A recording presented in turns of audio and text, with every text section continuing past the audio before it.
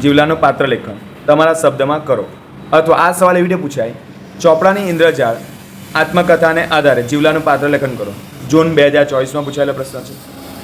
તો જીવલાનું પાત્ર લેખન અત્યંત કરુણ અને પ્રભાવશાળી પાત્ર છે. તેના પાત્રમાં મુખ્ય કેટલાક પાસા છે તે જોઈએ. બરાબર, એમ જોવા જઈએ તો 5 પાસા છે. તેમાં પહેલું પાસાની વાત કરીએ તો અપાર ગરીબી અને લાચારી હતી. બરાબર, જીવલો એક અત્યંત ગરીબ ખેડૂત હતો. લેખકના પિતા પાસે લીધેલા કરજને ચૂકવવા માટે તે આખી જિંદગી મટતો રહ્યો. પરંતુ વ્યાજનું વિષ ચક્ર તેને ક્યારે બહાર આવવા દેતું નથી.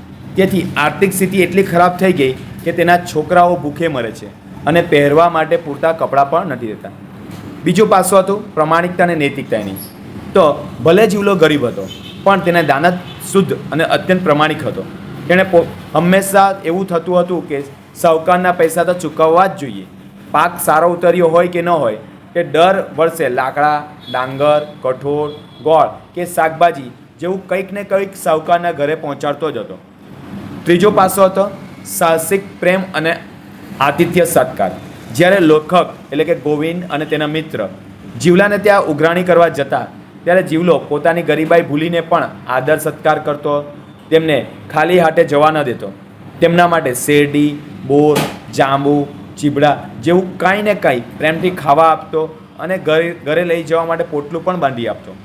ચોથો પાસો હતો શોષિત ખેડૂતનું પ્રતીક. જીવલો એ સમયમાં શોષિત વર્ગનું પ્રતિનિધિત્વ કરે છે. તેમણે લીધેલા 300 રૂપિયા ક્યારે પૂરા નથી થયા, કારણ કે સાહુકારની ગણતરી ઇન્દ્રજાળ જેવી હતી. બરાબર, જેમાં ગરીબ માણસ હંમેશા દેવાદાર જ રહ્યો અને તેમની પત્નીના મૃત્યુ પછી પણ વધુ બોજો આવી ગયો. પાંચમો પાસો તો આ પાઠમાં અત્યંત કરુણ દશા. પાઠના અંતે જીવલાની હાલત જોઈ લેખકનું હૃદય દ્રવી ઉઠે છે. જીવલાને ત્યાં શીરો જમવા માટે લેખક પાસે થેલી પણ ન હતી, જે તેની દરિદ્રતા. બરાબર, શું કહે, લેખકને ત્યાં શીરો જમવા માટે લેખક પાસે થેલી પણ ન હતી, તે તેની દરિદ્રતા પરાકાષ્ઠા દર્શાવે છે. જીવલાની આવી દયાજનક સ્થિતિ જોઈને લેખક અંતે દેવાના ચોપડા ફાડી નાખે છે અને તેને મુક્ત કરે છે. એટલે આના પરથી પાઠનું નામ પડે કે ચોપડાની ઇન્દ્રજાળ. બરાબર, અને આમાંથી પાઠમાં આપણે સમજ શું મળી કે જીવલો એક ભોળાપણું, પ્રામાણિક અને લાચારીનું મિશ્રણ છે. તે સાબિત કરે છે કે ગરીબ માણસ પાસે પૈસા ભલે ન હોય પણ તેનું હૃદય સાહુકારો કરતાં વધારે ઊંડા હોય છે. જીવલાને લેખક પ્રત્યે ઉત્કૃષ્ટ પ્રેમ હતો એવું કઈ બાબતથી કહી શકાય? શું કીધું? જીવલાને લેખક પ્રત્યે ઉત્કૃષ્ટ પ્રેમ હતો એવું કઈ બાબત પરથી કહી શકાય? તો જીવલો એક ગરીબ, અભણ પણ હૃદયનો શુદ્ધ ખેડૂત હતો. લેખક પ્રત્યે તેના પ્રેમ નીચેની બાબતથી સ્પષ્ટ થાય. પહેલું, આતિથ્ય સત્કાર. જ્યારે લેખક જીવલાના ઘરે ઉઘરાણી કરવા ગયા ત્યારે જીવલો ઘરે ન હતો, પરંતુ જ્યારે આવ્યો તેને ખબર પડી કે લેખક ભૂખ્યા છે ત્યારે તેણે તરત જ તેમણે કહ્યું, ભીખલાને શીરો બહુ ભાવે છે. બરાબર, એમ કહીને ગોવિંદને મોકલ્યો. ત્યાંથી ગાયનું દૂધ કે ઘી મંગાવ્યું. પોતે ભૂખ્યો રહીને ખવડાવ્યું.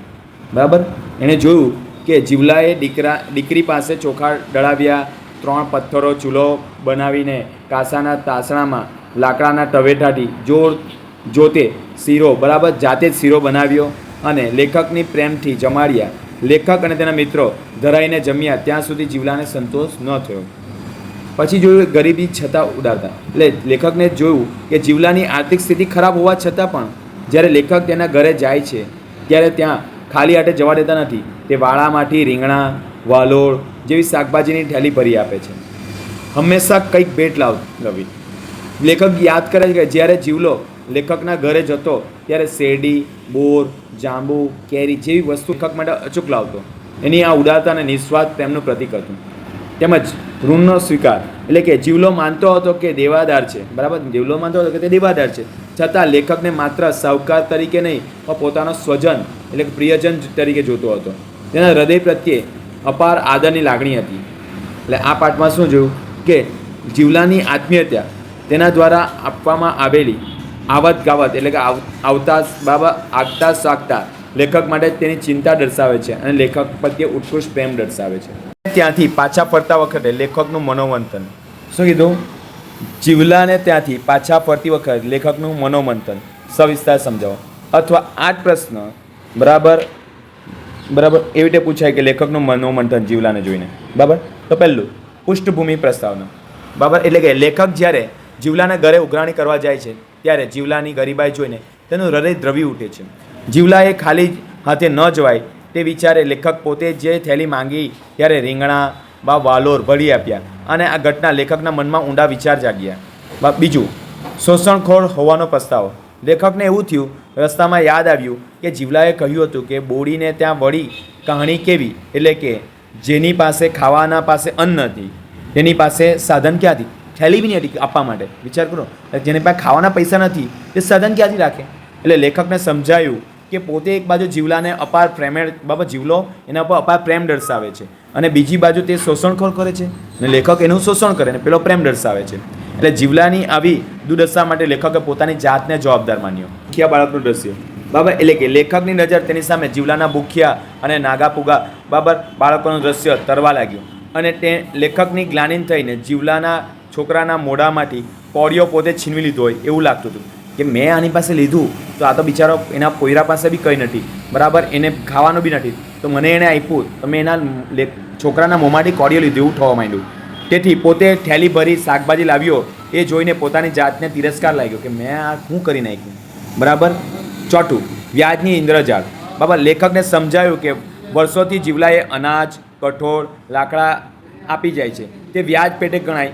મૂળ રકમ હજુ 1500 જેટલી ઊભી છે. આ અવરિત ચાલતી ચોપડાની ઇન્દ્રજાળ લેખકને ખૂંચવા લાગી.